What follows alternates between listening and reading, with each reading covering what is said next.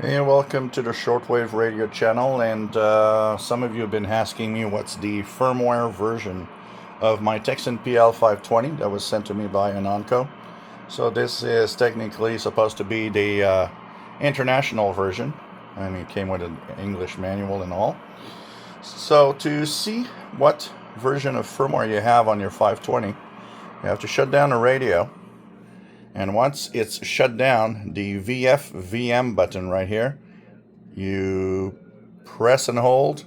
Once all the display, you just release, and it's going to tell you that we're on version 5203 right here, just before the clock comes back.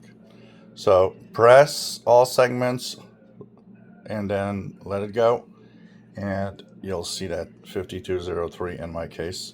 So the Chinese version that's been sold on all the other websites are at 5202, and I know that some people had reported there were some glitches on 5202. So if you want to have the latest version, you got to make sure that you have 5203, which is what Anonco will be selling probably. And I would guess it's not impossible that other revisions will come a little later, especially with the ETM scan having a little glitch where it scans on frequency ranges where it shouldn't. It does have that little glitch, so that is something to check out. So for example, if I do it here and I press ETM, I'm just going to leave the antenna collapsed and let it do that scan, and let Paul the cat out, which is waiting next to the door. Sorry guys. Yeah, Paul, there you go.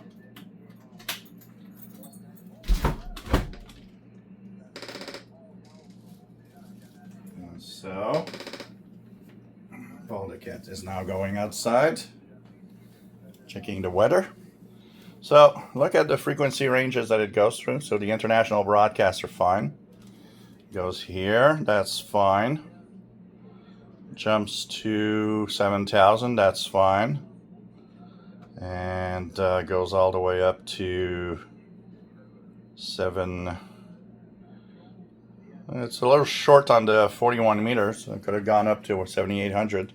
There are quite a few out-of-band stations still there, so it's going to miss out on some WRMI frequencies, for example. 31, yep. 25 meter band.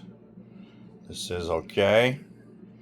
And now we're soon to see how weird it can turn when we get to 12. Look at how it continues on 12, where it actually should not, because there's no international broadcast there, so there's no usefulness in that scan going through 12 and then 13.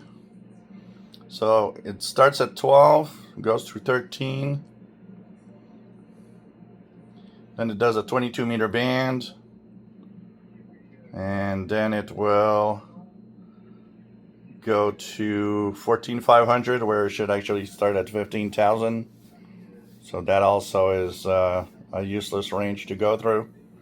So this is nice, 19 meter band.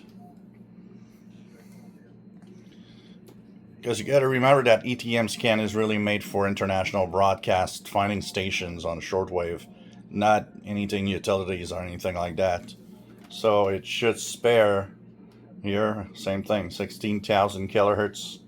It goes through that range, which it shouldn't. It's useless to go there. And you might say, well, it doesn't matter, it just scans, more. What the problem is that it makes that scan way longer than if you had the same ETM scan with another radio. And ETM scan, you want to try to have scans that are as quick as possible. So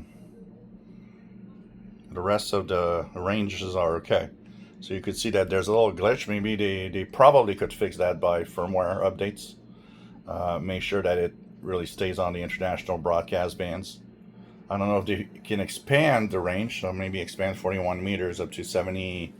I would go up to 7,800. That's the interesting part of this. Several frequency ranges that are scanned for nothing. So that was a little update on the Tecsun PL-520. Hope you enjoy.